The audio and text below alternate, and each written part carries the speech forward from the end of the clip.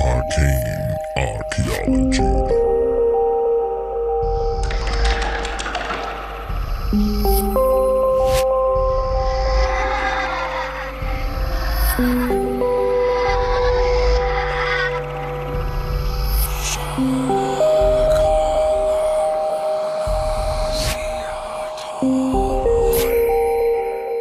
Hello and welcome back to Arcane Archeology, the study of the mysterious and the unknown. I am your host, Scott Mail, aka Skedoozy, and today we're going to be talking about EVPs, or electronic voice phenomena. When did the phenomena take off? Who created it? What other practices and devices or types of devices spun off because of the creation of the EVP phenomena? Wait, that's not the right way to say that, is it? Anyway, also share a couple of my favorite EVPs that I've heard over the years, as well as a few I've captured myself. Before we dive into this week's topic, I think I'd like to take some time every episode here at the beginning to just talk about anything related to the paranormal in the news, or just some general chit chat about anything weird that I find interesting between podcasts. This week, I wanted to talk to you about the state of paranormal television. Now, as you know, or you may not know, there's been a lot of fluctuation and turmoil in paranormal television lately. It started when Discovery bought out Warner Media and everything they control, such as HBO and CNN and any Warner Brothers related item out there. Well, they started pulling the plug on all kinds of different shows, such as Portals to Hell featuring Jack Osbourne, Destination Fear, as well as a boatload of other shows that are just stuck in limbo with their future uncertain. When Destination Fear was canceled, the creator of the show, Dakota Layden, posted that it was more about Zach Bagans' involvement than it was about Discovery canceling the show. And with all that, we finally heard from Nick Groff about why he left Ghost Adventures so long ago. And we found out exactly what we thought was happening, which was Zach. And that Zach was not happy with Nick because he was going to try and do his own thing. He was producing another show. When Zach found out about it, he basically stopped inviting him onto episodes, which is a really weird thing since Nick started Ghost Adventures with that team. But he just decided, you know what? If you're trying to do something without me, then you can do it without me. So he did. And he left the show and started his own show. And when that show started getting popular, Zach made sure that that show was removed from the Travel Channel and the Discovery Network in general. So basically the same thing was happening to the Destination Fear team. They put together a Kickstarter. They raised enough money in a few short weeks to pay for, I think, 8 seasons, with 2 of those being international seasons. So they took control of their destination. Well, I guess they did. They're now Project Fear, but they took control. They bought all the equipment that they used on the show, and they started their own thing on YouTube. I'll link to that below. If you haven't seen it, I'm sure that you have. We also learned that Zach put a lot of different rules in place to keep people from doing certain things. For instance, the Destination Fear crew was not allowed to use a spirit box at all, as if Ghost Adventures created the spirit box, which is just insane. Also, for whatever reason, Amy Bruni and Adam Berry on the Kindred Spirits were told that they were not allowed to call their spirit box experiment the Estes method, which is exactly what it was, which is exactly what they were doing. But for some reason, they were told they were not allowed to call it that. If you're unfamiliar with what the Estes method is, it was created by Carl Pfeiffer and Connor J. Randall on their web series, The Spirits of the Stanley. They were the haunted tour guides at the Stanley Hotel in Estes, Colorado. Therefore, the name of the method was named the Estes method. It's essentially wearing noise isolating or noise canceling headphones and a blindfold so that you are not aware of what the person who is asking questions is saying or doing. And then you just repeat back anything that you hear that comes out of the spirit box.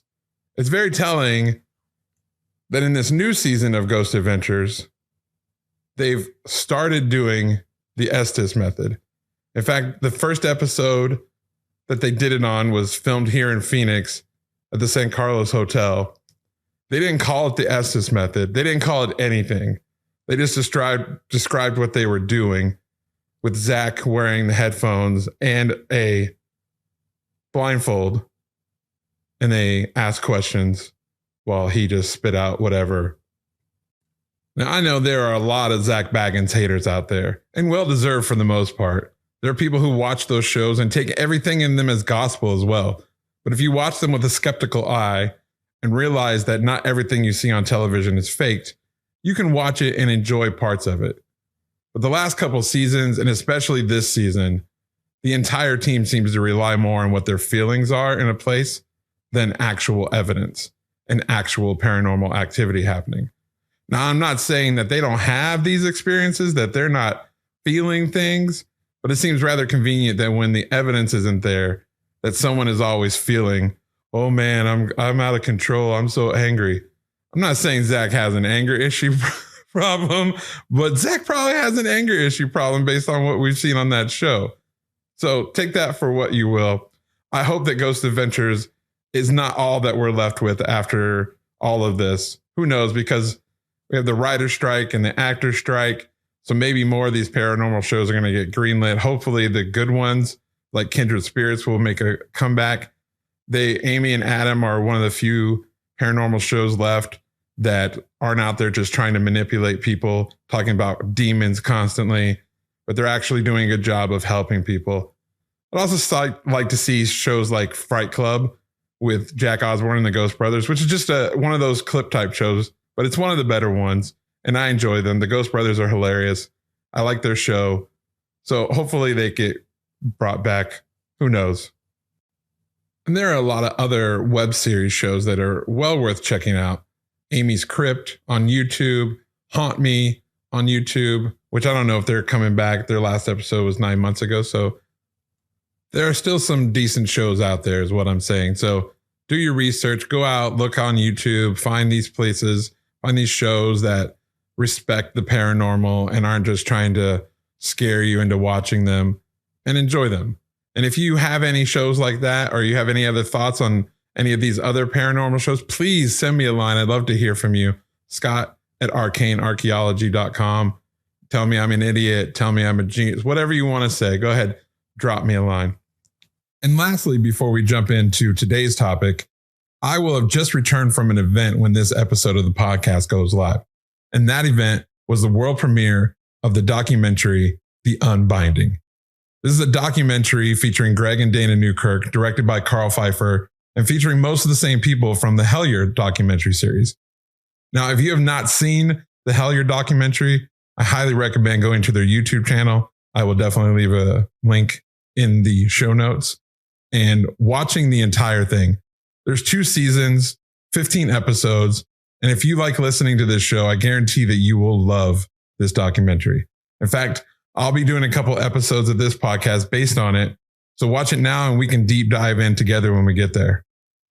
But back to The Unbinding. This documentary is about a haunted item that was sent to the Newkirk Paranormal Museum and dubbed the Crone by Greg and Dana.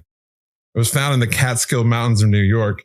And when the person who found it brought it home, crazy things started happening. And those crazy things didn't stop happening when it was sent to the Newkirks. Of the stories I've heard about it, it is terrifying.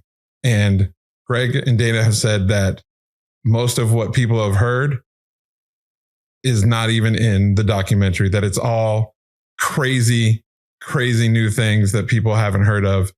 And I'm looking forward to it. Greg keeps touting that the documentary is something that'll change your views on the paranormal. And I do believe him, because Hellier and all the other things that happen within the Newkirk Paranormal Museum have certainly changed how I view the paranormal in general as well. The documentary officially comes out on September 8th. And on the next episode, I will have my spoiler-free review of the movie, stuff about the trip. There's a Q&A afterwards. I'll be seeing it twice actually while I'm there, attending both Q&As. So it's going to be a great time. I can't wait to talk to you guys about it. So that covers everything I wanted to talk about this week before we get into the topic. If there's anything that you would like to hear me talk about, give my thoughts on, email me, Scott@arcanearcheology.com. That's Scott@arcanearcheology.com. And who knows, maybe it'll end up in a future episode. When we come back from this brief break, we'll talk about electronic voice phenomena and how it all started.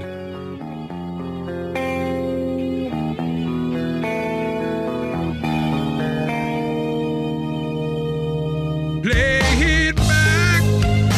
Did you hear?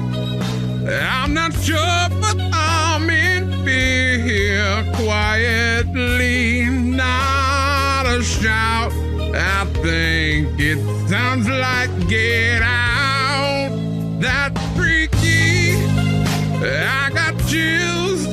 Listen close and hone your skills. Stay right there on the floor and let's try to get some more.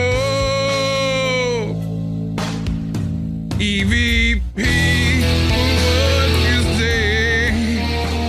Please answer right away. EVP, what you say? What you say? What you say? Speak right here in the mic. Tell us your name and how you died. How don't get all tongue-tied. We just want to learn the truth. My name's Scott. This is Steve. In your story we'll believe. Say it loud and clearly so we can put it on YouTube. EVP, what you say? Please answer right away. EVP, what you say? What you say? EVP, what you say? Please answer right away. EVP, what you say? What you say?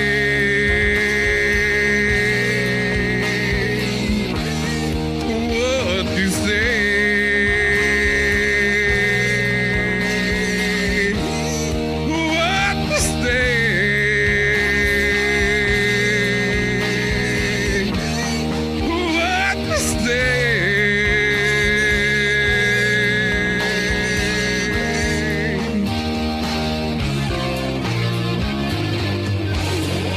Oh my God! I think it said its name was Johnny. No, wait, Connie, Ronnie. I don't know. Wait, what? You heard asparagus? That doesn't even make any sense. Asparagus? It doesn't sound anything like asparagus. I know that's what you say you heard, but come on, man, it sounds like Johnny. Wait, no, you're right. I think it does say asparagus. I hope you guys enjoyed that song. I used to do a show that was literally all about parody songs, and I dearly miss it. And I love making parody songs. I used to make them just for fun and for other things. So from time to time, I may end up making some parody songs here to play in our breaks. Somebody talked me out of doing this one as OPP by Naughty by Nature. And I'll tell you what, after recording this one, I'm really glad that I decided to choose that song versus OPP, because I can only imagine how long it would have taken me to re-record that thing. Oh my goodness. Anyway, EVPs, electronic voice phenomena. They are the human sounding voices caught on audio recordings, such as a digital recorder and other types of recorders, even video recordings, the audio version of video recordings. Part of the reason that I find EVP so compelling is that they have been captured through all kinds of media. Obviously, when the first EVPs were captured, they were captured on things like vinyl or on audio tape, like actual audio tape, reel-to-reel tapes, cassette tapes, miniature cassette tapes, all kinds of things. I'm sure 8 tracks and CDs too. But no matter what they were captured on, they were there. And it's a miracle, not a miracle, but it seems very compelling to me that no matter what kind of device they're captured on, they're still being captured. Another reason that I find them really compelling is that often you'll find the voices you hear are responding to questions asked, or even responding to things that are just happening in the room at the time. For instance, one time while I was on an investigation, two people had just sat down on the floor. And right after that, we captured an EVP that said, yes, sit right there. So it's things like that that can be very compelling when listening to EVPs. Now, I also will dive into the skeptics' view that call EVPs pseudoscience, and they boil it all down to pareidoia, that people are just hearing what they want to hear, or that after repeated listening, your brain will just make up the words. And there are instances where that is the case for sure. But I'll be reading an article from an assistant professor of psychology at Lafayette College. And it's a great way of summing up the skeptics' view of EVPs, as well as showing what it is that all the skeptics usually tend to ignore. But let's go through the history of EVP, how it all started, and I'll basically be summing up from a few articles that I've read here and there. And I'll definitely link to them in the show notes. So if you're interested in taking a deeper dive into them, you can. Now, basically, you had the spiritualist religious movement became really prominent in the 1840s to the 1940s. And there was this distinguished belief that the spirits of the dead could be contacted by mediums. And now, as other new technologies became available, including photography, of course, mediums and other people who were trying to communicate with the dead would use all of those technologies at their disposal. So, in fact, it got to a point where they asked Thomason, just combined his first name and last name together. They asked Thomas Edison in an interview with Scientific American, actually, to comment on the possibility of using his inventions to communicate with spirits. And he replied that if the spirits were only capable of subtle influences, a sensitive recording device could provide a better chance of spirit communication than the table tipping and Ouija boards that mediums employed at the time. Now, there isn't any real evidence that shows that Edison ever designed or constructed a device for such a purpose. And yes, if you're thinking about it, if you've seen it, I've seen it too. I've seen the skull experiment, and that pulls into play the possibility of Thomas Edison creating a device, but that's way too deep for us to go into for this episode. And maybe I'll do an episode about the skull experiment in the future. But for now, we're going to leave that in the future. An American photographer, Attila von Saleh, was among the first to try recording what he believed to be the voices of the dead as a way to augment his investigations using photography to photograph ghosts. Saleh started in 1941 using a 78 RPM record, but it wasn't until 1956, after he switched to a reel-to-reel tape, that he believed he was successful. He worked with a man named Raymond Bayless, and they conducted several recording sessions with a custom-made apparatus consisting of a microphone and an insulated cabinet connected to an external recording device and a speaker. So basically, they put a microphone in a noise-isolated box, and they put the device recording from that microphone outside of it, as well as a speaker, so that they could listen to what was there as it was being recorded. Saleh reported finding many sounds on the tape that could not be heard on the speaker at the time of the recording, some of which were recorded when there was no one in the cabinet he believed to be discarnate voices, meaning they came from no physical body or form. Amongst those recordings were things like, "This is G. Hot dog, Art. Merry Christmas and Happy New Year to all." Saleh and Bayless's work was published by the Journal of the American Society for Psychical Research in 1959. Bayless later went on to co-author the 1979 book, Phone Calls from the Dead, which is nearly impossible to find these days. It was co-written by D. Scott Rogo, who was a journalist and parapsychology researcher, who I should probably do an entire episode on in the future. In 1959, a Swedish painter and film producer, Friedrich Jurgenson, was just recording some bird songs And upon playing the tape later, he heard what he interpreted to be his father's voice. His father had been dead. And then he heard the spirit of his deceased wife calling his name. He went on to make several more recordings, including one that he said obtained a message from his late mother. Jurgenson would later write a book about his findings called either Voices from Space or Voice Transmissions with the Deceased, which I've linked to the full digital book down in the show notes. So please take a look. Of what I read, it was pretty fascinating. It was this book that a man named Konstantin Radiv found. Radiv was a Latvian psychologist who had taught at the Uppsala University in Sweden. And after reading Jurgenson's book, reached out to and worked in conjunction with Jurgenson. The effort of the two men bore little fruit. They believed that they could hear very weak and muddled voices, but nothing very concrete. However, one night while Radiv was listening to a recording, he clearly heard a number of voices. When he played the tape over and over, he came to believe he understood all of them. He thought some of them were in German, Latvian, and some in French. The last voice on the tape was a woman's voice, and it said, "Go to sleep, Marguerite." Radiv later wrote, "These words made a deep impression on me, as Marguerite had died recently, and her illness and death had greatly affected me." After this, Radiv went on to make over 100,000 recordings, which he described as being communications with discarnate people, spent most of the last 10 years of his life exploring EVPs, and most of the recordings were made under what he described as strict laboratory conditions.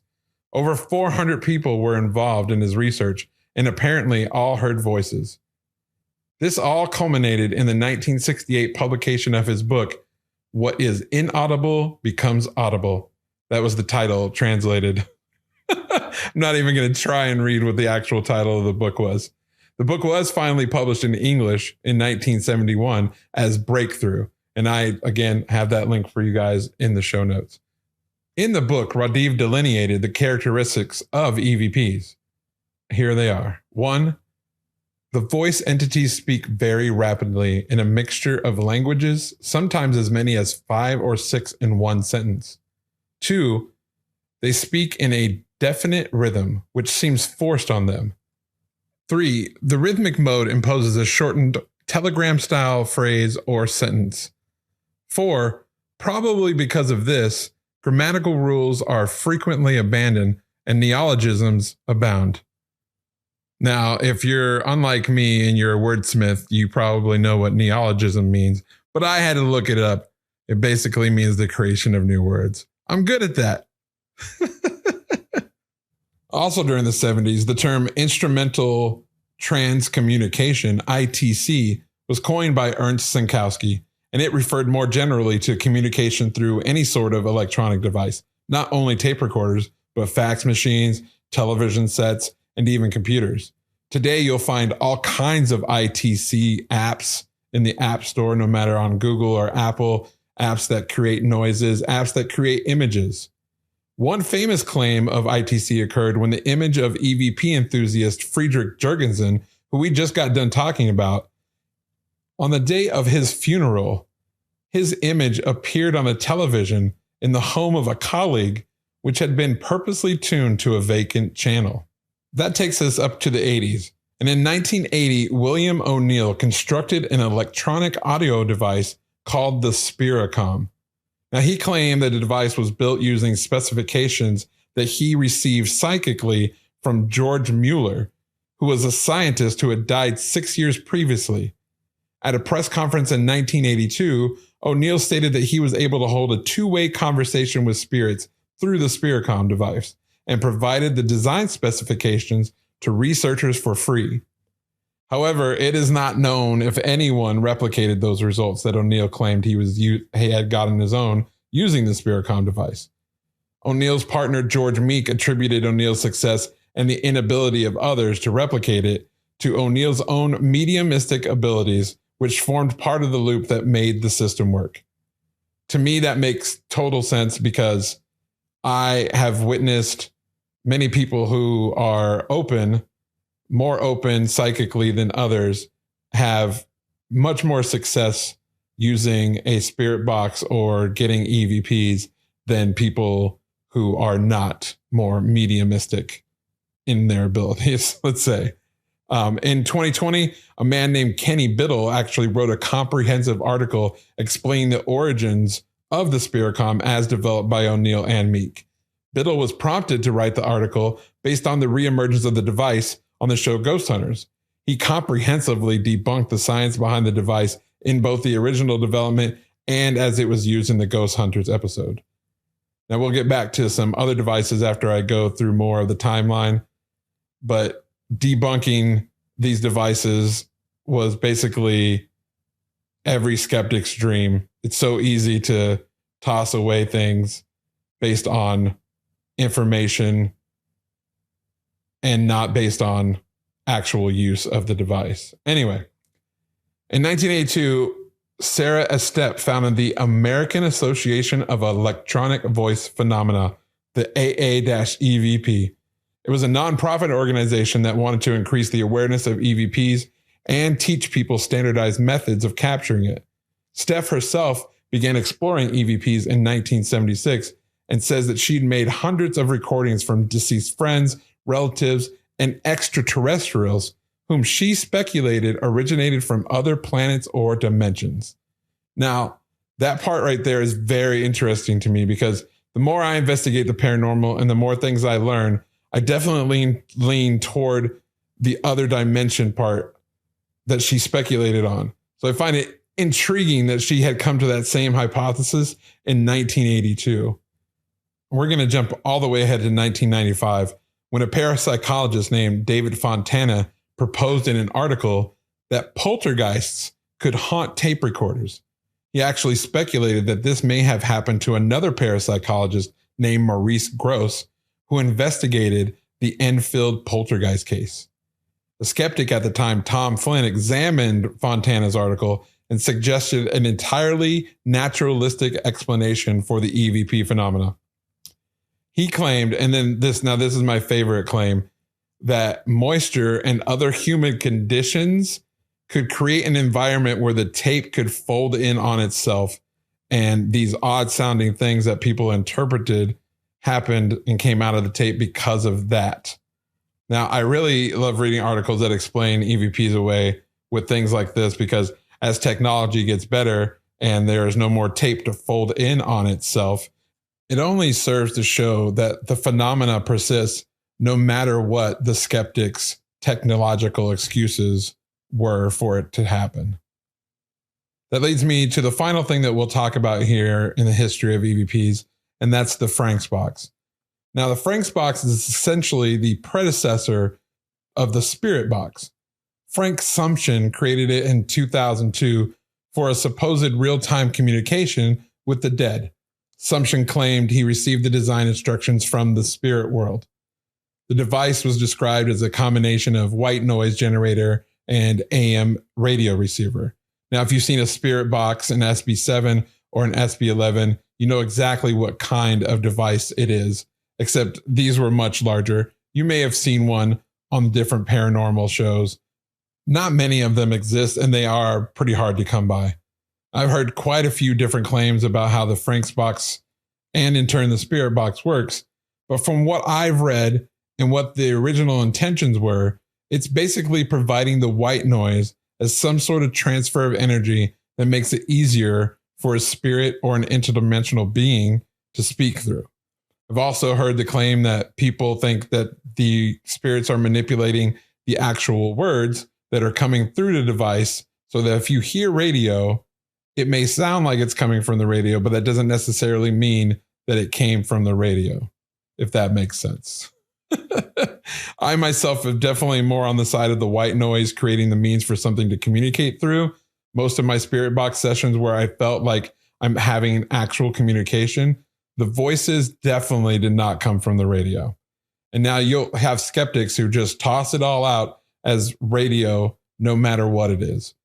Most skeptics don't look past the surface and only use what they know to dismiss everything about something instead of actually investigating it themselves. And when we come back from this brief break, we will look at the skeptic's point of view on EVPs.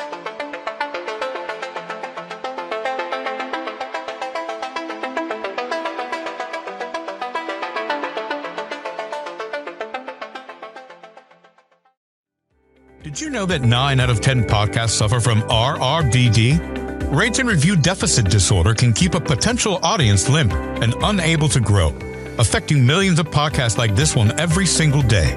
But there is help, and that help comes from you, dear listener. Did you know that if you rate this podcast and where available review it, you can help fight rate and review deficit disorder?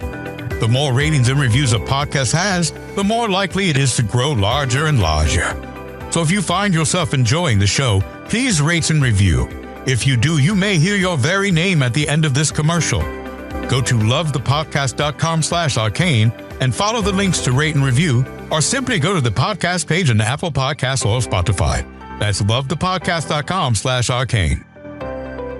No shout outs this week, so be the first to go to lovethepodcast.com/arcane. Get those reviews on. I really appreciate it. Now let's get to the skeptic's view. I'm going to read this article once again. Like I said, this comes from theconversation.com, and this is written by Michael Neese, who at the time, this was written in 2015. He was the assistant professor of psychology at Lafayette College.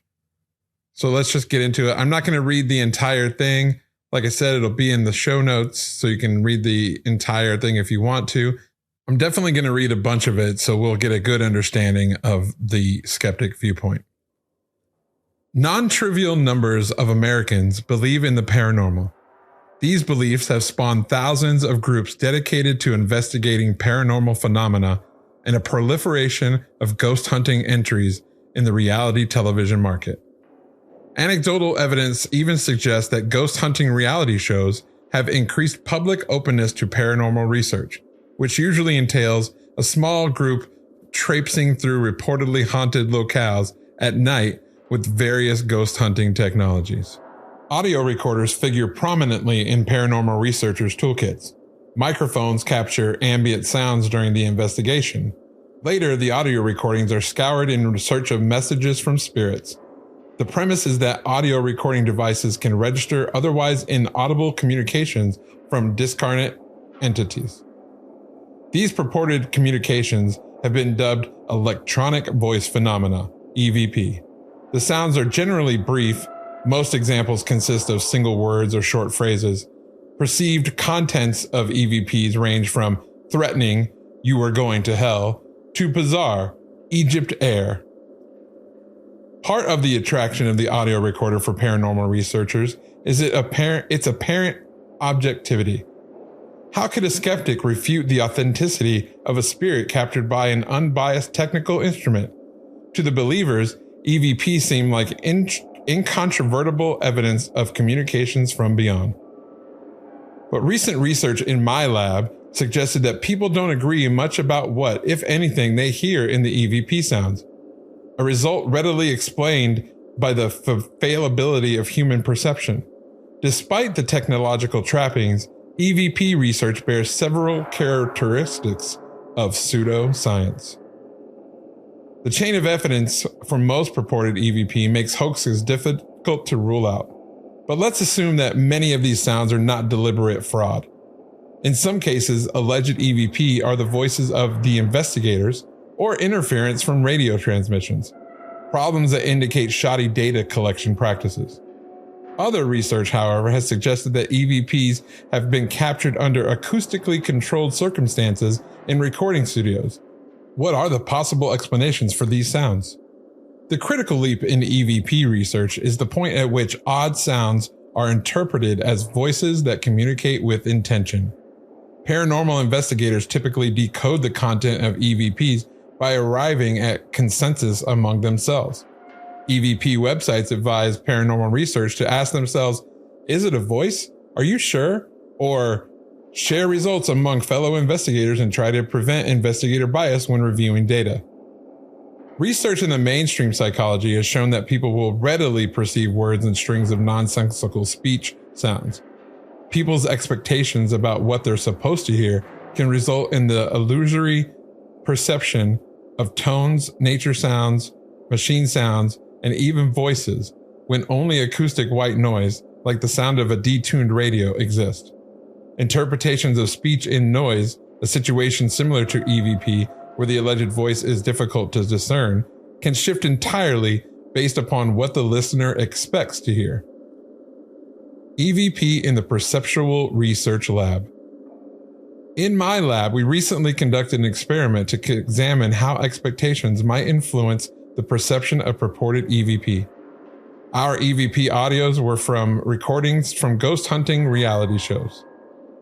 We asked 3 questions. Do people perceive alleged EVPs to be voices under controlled conditions? If they do hear voices, do they agree about what the voices are saying without being told what they're supposed to hear? And finally, does it matter whether or not they think the research topic is paranormal? Half of the participants were told that the experiment was part of a research project on paranormal EVPs. The other half were told that we were studying speech perception in noisy environments, a typical, if perhaps boring, perceptual psychology experiment. In a study trial, participants heard a sound and were asked if they detected a voice in the stimulus. If they responded no, the trial ended. If they responded yes, they reported what they thought the voice had said. Across the study, participants heard the purported EVP, recordings of actual human speech, recordings of human speech obscured in noise, and recordings of only noise. The EVP and speech and noise sounds were inherently ambiguous. They sort of sounded like a voice was present and sort of did not.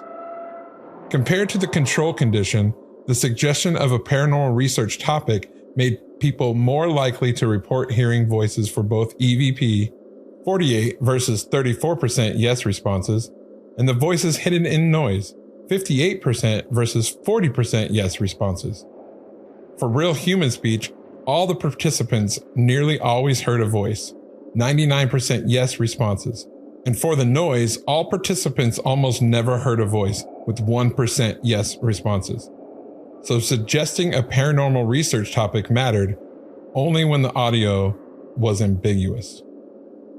Further, when people said they heard a voice in the EVP, only 13% agreed about exactly what the voice said.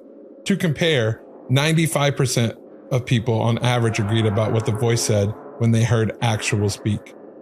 We concluded that EVPs are an auditory example of pareidoia, the tendency to perceive human characteristics in meaningless perceptual patterns. There are many visual examples of pareidoia, things like seeing human faces in everyday objects, such as Jesus in a piece of toast. Research from cognitive psychology has shown that paranormal believers may be especially prone to misperceiving chance events. A face-like configuration in a slice of toast seems meaningful. People ask, what are the chances? But if you add up all the slices of toast you see over the days and weeks and months of a lifetime, it becomes inevitable that you will encounter some of these human-like configurations in toast due to chance. Similarly, paranormal investigators record a practically limitless amount of audio and use all manner of sound processing techniques, including filtering the sounds to remove particular frequencies and boosting the volume. Inevitably, they're going to find samples of audio that sound somewhat like a voice. Assuming some of these voice-like sounds can't be attributed to shoddy data collection practices, their actual sources likely run the spectrum from ambient environmental noises to electrical interference to audio processing artifacts. If the listener is intently expecting to hear a person, virtually any sound can meet that expectation. One writer aptly suggested that EVP are like an auditory inkblot test, a blank slate upon which the listener can project any interpretation. The tendency for EVP investigators to hear a voice, a meaningful sound with agency intention, is likely amplified by the suggestion of a paranormal context. There's a lot more to that article, and as I said, it'll be linked in the show notes if you want to read the entire thing. But basically, the entire article and most skeptics' view of EVPs boils down to the same thing. Nuh-uh. They always gloss over the fact that these voices are, for all intent and purposes, coming from nowhere. They come up with a very brief explanations of where the voices come from, but nothing that comes close to being accurate or acceptable explanation of where these voices are coming from. Now, they try to with mechanical sounds or people just making up the sounds or whatever the case may be. But if you've heard enough EVPs, you know that there are a lot of them that cannot be easily explained away by this. But in the skeptic's view, is if you can explain away one, then you can explain away all of them. Even this article, he brings up the controlled conditions and asked what the sources could be. But then he immediately just jumps into the standard skeptic's explanation of what people are hearing instead of taking a deeper dive into where the actual sounds may come from other than his very glossed over explanation. Take, for instance, the pareidoia explanation of what people are hearing. Pareidoia definitely happens. And when it comes to EVPs, I can hear something one way and someone else will hear it another way. And that happens all the time. But when people see a face in a building or they see Jesus in toast, as he pointed out in the article, they don't say that the toast doesn't exist or that the building doesn't exist. But when it comes to EVPs, they say not only are you experiencing pareidoia, but the reason you're experiencing it has no source that is real. It doesn't matter where it came from or what it is because nobody can understand it. And that's all it ever boils down to, which takes it from a skeptic's point of view to a 100% denial point of view from a closed-minded individual is how I see it. I can be as skeptical as the harshest skeptic. I will tell you that the orb in your picture is just dust or a bug. I'll tell you that the sound that you heard was your ice machine making ice, or was your air conditioner turning on, or your cat in the background.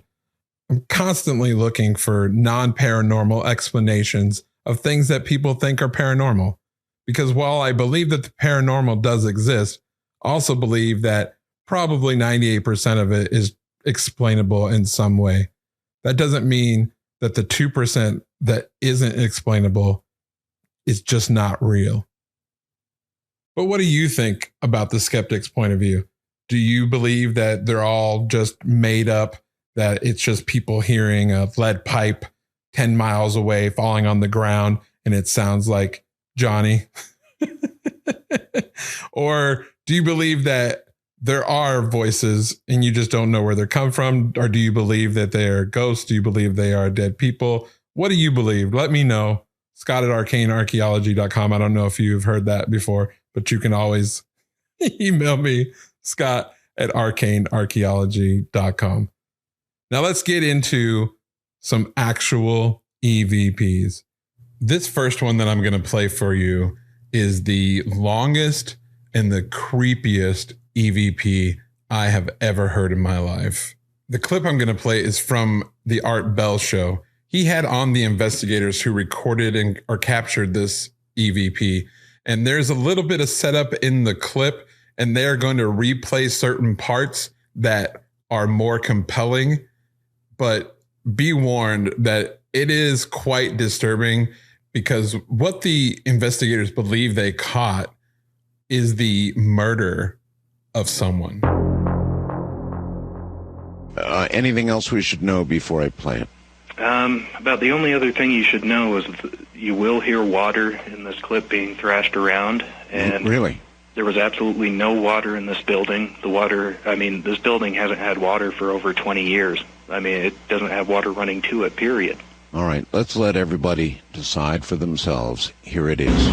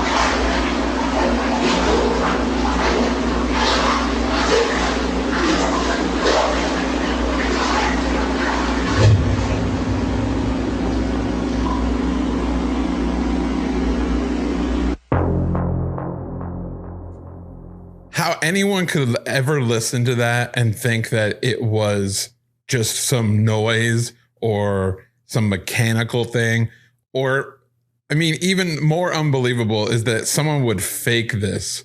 I mean, it's very, very disturbing. The deep voice, the girls' cries, the water sloshing, the loud sound, the loud bang, all of it is so creepy. On the Art Bell show, they replayed different sections of this so you can get a better feel for it. And I'm just going to let that play now.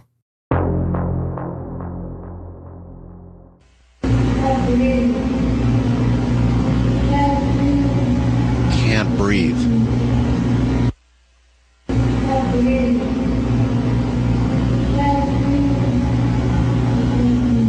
God.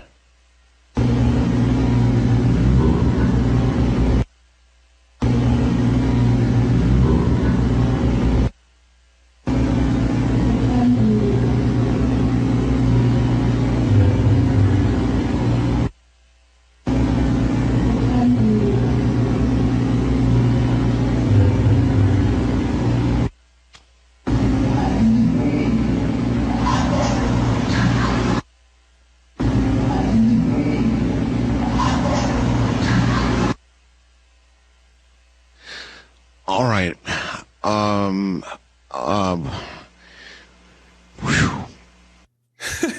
I just let that play so you could hear how disturbed Art was even by these EVPs. Now, if you want to hear the full thing, I have linked them in the show notes. There's 2 parts. That's the end of part 1. And then part 2, they go into more detail about what they're hearing in the different sections.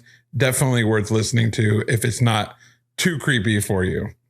The rest of the recordings I have for you, I captured myself. That way I know how authentic they are. I know everything that was happening. I vouch for these as being actual EVPs.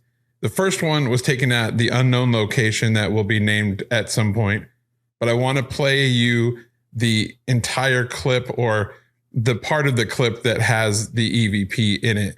To set it up, we were walking around this house and we were getting words on an ovilus, and we got the word good. And I'll play the sequence for you now. It'll look good? Says good. All right. Did you say good? Are you telling us that we're starting to communicate now?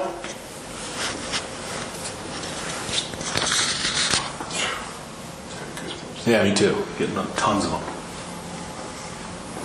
That's really weird because how long did we spend in like the Peterson house or the Never jail? got it. Never got it in the jail, in the Peterson. I house. like literally my arms are like in my Same neck. here. Keep getting it. Just got it again.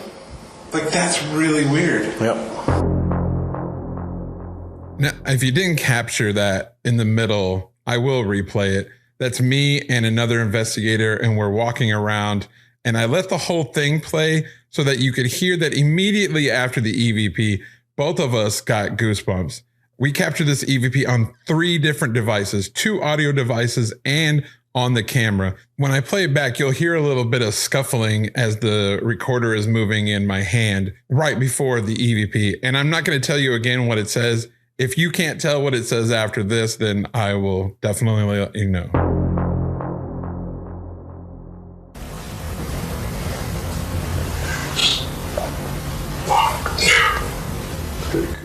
Yeah, me too. Getting tons.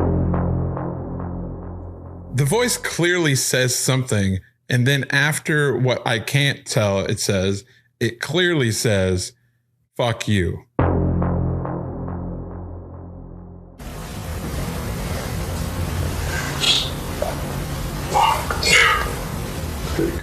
Yeah, me too. Getting tons. Every person that I've ever played that EVP for hears exactly what I hear. Now, the next ones I'm going to play for you are from the exact same location. And since we talked about the evolution of the EVP into devices, I figured I would share with you what I think are clearly EVPs from several devices. Well, a couple devices. The first one you're going to hear is a very long clip from a spirit box. Now, you will hear voices that are clearly not coming from the radio in this clip. See if you can understand what they're saying.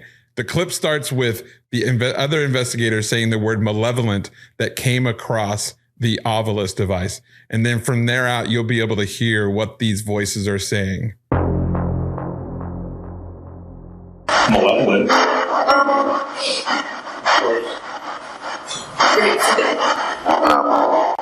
Whoa. What was that? That was weird. Yeah. It's me. It's me. Cold. Trip. Okay. Around bright foul quick. Sweet finger. Malevolent. Are you figuring out how to use that device? Whew, man, that one's a lot to unpack. There's a lot of things going on. At some point, the other investigator starts reading the other words that he saw on the Ovilus leading up to malevolent and after malevolent. But there's clearly voices saying the devil several times. And then what seems like an entire conversation happening behind him. And then when I ask at the end if they're getting used to the device, it says figured it out. I'll break down what I hear, and then you can draw your own conclusions. So what you hear first is the male investigator saying malevolent, which is he reading off the Ovilus. Directly after that, a high-pitched voice that does not sound like a radio voice at all says something that sounds like devil. I completely mishear it in the moment, and I thought it said it works. So you hear me say it works. And then after that, you hear a female investigator say something, and then you hear from the spirit box, the devil in a very deep, unmistakable voice. Malevolent.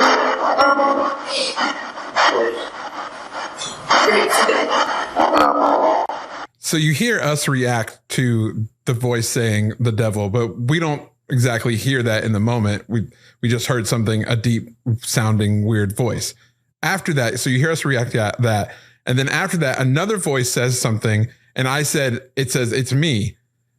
And you'll hear, there are two voices that happen almost at the exact same time. One that does sound like it says, it's me. And then another one repeating, it's the devil. And then, which is crazy enough. And then another voice saying something like, it's here. Whoa. What was that? That was weird. Yeah. It's me. So yeah, this one might be worth replaying again, because again, you'll hear us reacting to the original, the devil. And then immediately after that, two voices almost over the top of each other. One says it's me, and the other one says the devil again, or it's the devil. And then after that, a very deep voice again that sounded very similar to the devil voice saying it's here. Whoa. What was that? That was weird. Yeah. It's me. Directly after this, the other investigator starts reading the rest of the words that are on the Ovilus. Now, in the background, the voices did not stop. There is a voice right after he starts talking. There is a very clear voice that sounds familiar to the other ones saying, say it. And then another voice saying, I'm about to. And then it sounds like an argument is going back and forth while he's reading the words. Cold. Trip. Okay. Around bright foul quick. Sweet finger. Malevolent. The say it is so freaky. Say what? Say what, man? Oh my God. Why are you so freaking ridiculously crazy sounding? That thing is creepy. Now remember, this is from the SB7. It's scanning radio stations. None of that, nothing you heard on there comes from the radio. You've never heard anyone or these voices coming from a radio before. That's a straight up EVPs, like live EVPs coming through the radio frequencies, the snow, the crap. And not only that, it's having some discussion about getting someone to say the devil. It's so weird. I don't understand.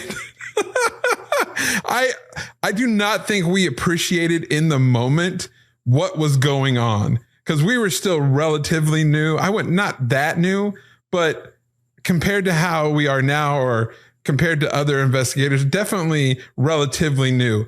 So like hearing those things coming out of the SB7, if I had known then how rare, I mean, we already knew it was rare. That night was the first night we ever really got SB7 activity. So we knew it was rare, but the things that we were hearing, to hear those live, that is insanity. I've never heard anything like that through a spirit box ever. Like not on any show. I've heard bits and pieces. I've heard phrases. I've heard voices, obviously, but never like those kind of voices coming through so strangely and sounding so creepy.